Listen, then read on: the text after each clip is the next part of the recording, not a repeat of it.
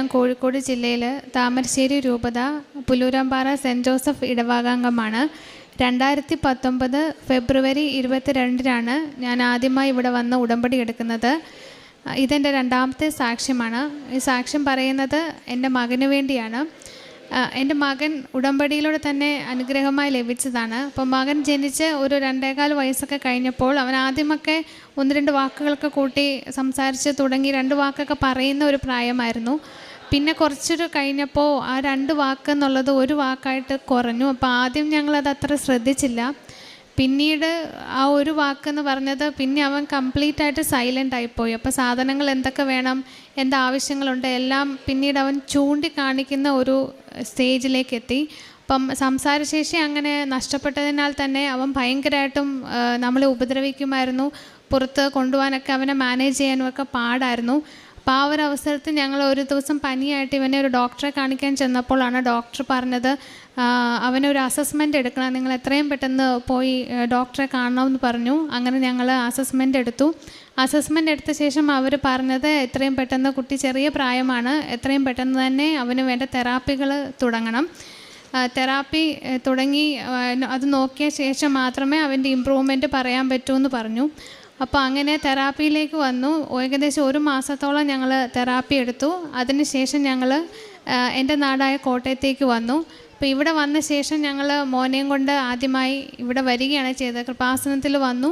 ആ സമയത്തൊക്കെ ഞങ്ങൾ ഉടമ്പടിയിൽ തന്നെയായിരുന്നു. കൃപാസനത്തിൽ വന്നു, അച്ഛനെ കൊണ്ടുവന്നു, ബ്ലെസ് ചെയ്യിപ്പിച്ചു. അച്ഛൻ അവൻ്റെ നെറ്റിയിൽ കുരിശ് വരച്ച് പ്രാർത്ഥിച്ചു. അപ്പോൾ ഇവിടെ നിന്ന് കൊണ്ടുവന്ന തേനും തൈലവും ഉപ്പും എല്ലാം എല്ലാ ദിവസവും അവന് തന്നെ കൊടുക്കുമായിരുന്നു. അപ്പം ആദ്യം ഒരു ഇമ്പ്രൂവ്മെൻറ്റ് കണ്ട് ഞങ്ങൾ ഉടമ്പടി പുതുക്കി അച്ഛനെ കണ്ട് പോയ ശേഷം ഏകദേശം 1 മാസം കൃത്യം കഴിഞ്ഞപ്പോൾ തന്നെ ഇവൻ ഒരു വല്ലാണ്ട് ഉപദ്രവിക്കുന്ന ഒരു സ്വഭാവം ഉണ്ടായിരുന്നു. അതിൽ നിന്ന് വളരെ ഒരു കുറവ്. അപ്പോൾ ആ ഒരു സ്വഭാവം വളരെ നന്നായി കടിക്കുമായിരുന്നു. സംസാരത്തിൻ്റെ ആ ഒരു പ്രശ്നം ഉള്ളതുകൊണ്ട്, സംസാരിക്കാൻ പറ്റില്ലാത്തതുകൊണ്ട്. അപ്പോൾ അത് വളരെ നന്നായി മാറി. അപ്പോൾ അതായിരുന്നു ആദ്യം കണ്ട ഒരു പോസിറ്റീവായിട്ടുള്ള ഒരു മാറ്റം. പിന്നീട് ഞങ്ങൾ ആ കാലഘട്ടത്തിൽ തന്നെ തെറാപ്പികൾ കണ്ടിന്യൂ ചെയ്യുകയും അതിൻ്റെ കൂടെ എല്ലാ 3 മാസവും കൃത്യമായി വന്ന് ഉടമ്പടി പുതുക്കുകയും നേർച്ച വസ്തുക്കൾ മോന് കൊടുക്കുകയും ചെയ്യുമായിരുന്നു.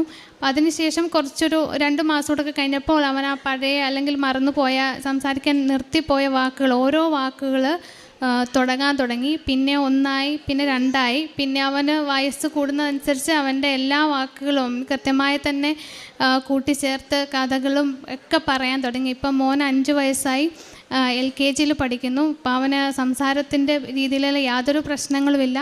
അതുകൊണ്ട് തന്നെ അവൻ്റെ സ്വഭാവത്തിൽ മറ്റ് ഒരു ദേഷ്യപ്പെടുന്ന അരിശം അല്ലെങ്കിൽ നമ്മൾ ഉപദ്രവിക്കുന്ന അങ്ങനെയൊക്കെ ബിഹേവിയറൊക്കെ ഉണ്ടായിരുന്നു. അതെല്ലാം മാറിക്കിട്ടി.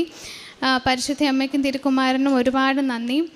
രണ്ടാമതായി സാക്ഷ്യം പറയുന്നതും എൻ്റെ മകൾക്ക് വേണ്ടിയാണ്. അപ്പോൾ ഈ മകൾ പ്രഗ്നൻ്റ് ആയ സമയത്ത് 5-ാം മാസത്തിൽ സ്കാനിങ് ഉണ്ടായിരുന്നു.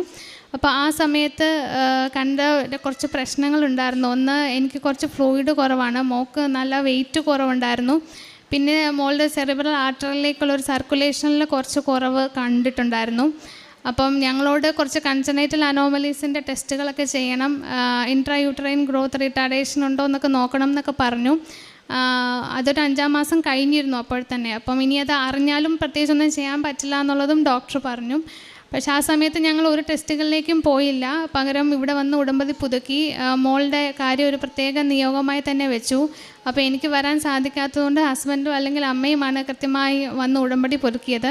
ആ സമയത്തൊക്കെ നമ്മൾ ഉടമ്പടിയിലെ നേർച്ച വസ്തുക്കൾ ഉപ്പും തേനും ഞാൻ ഉപയോഗിച്ചിരുന്നു. പിന്നെ തൈലം വെച്ച് കുരിശ് വരച്ച് മോൾക്ക് വേണ്ടി പ്രത്യേകം പ്രാർത്ഥിച്ചിരുന്നു.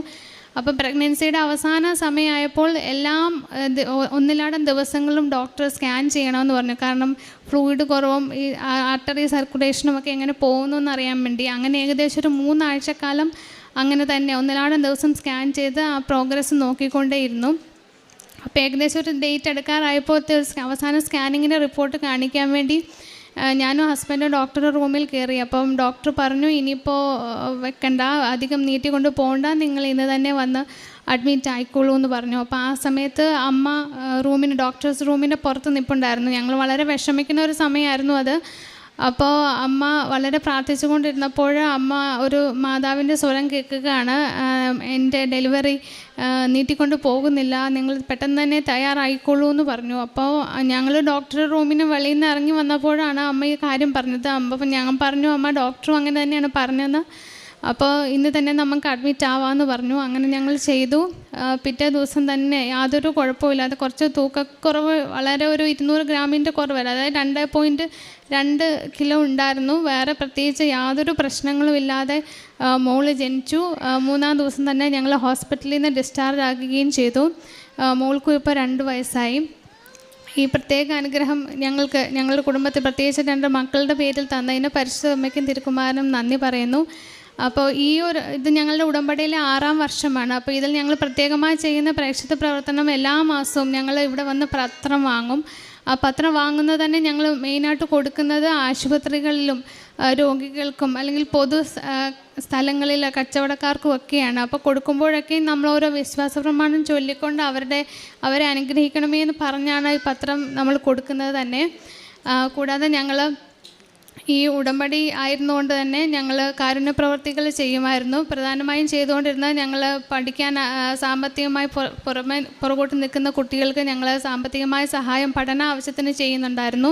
കൂടാതെ ഓർഫനേജുകളിലും ചെയ്യുന്നുണ്ടായിരുന്നു. പിന്നെ ഞങ്ങൾ വഴിയായ 2 കുടുംബത്തെ ഞങ്ങൾക്ക് ഇവിടെ വന്ന് ഉടമ്പടി എടുക്കുവാൻ വേണ്ടി കഴിഞ്ഞു. അതിനും പരിശുദ്ധ അമ്മയ്ക്ക് നന്ദി. ഉടമ്പടി വഴി നമ്മുടെ കുടുംബജീവിതത്തിൽ ഉണ്ടായ പ്രത്യേകമായ മാറ്റം, നമ്മൾക്ക്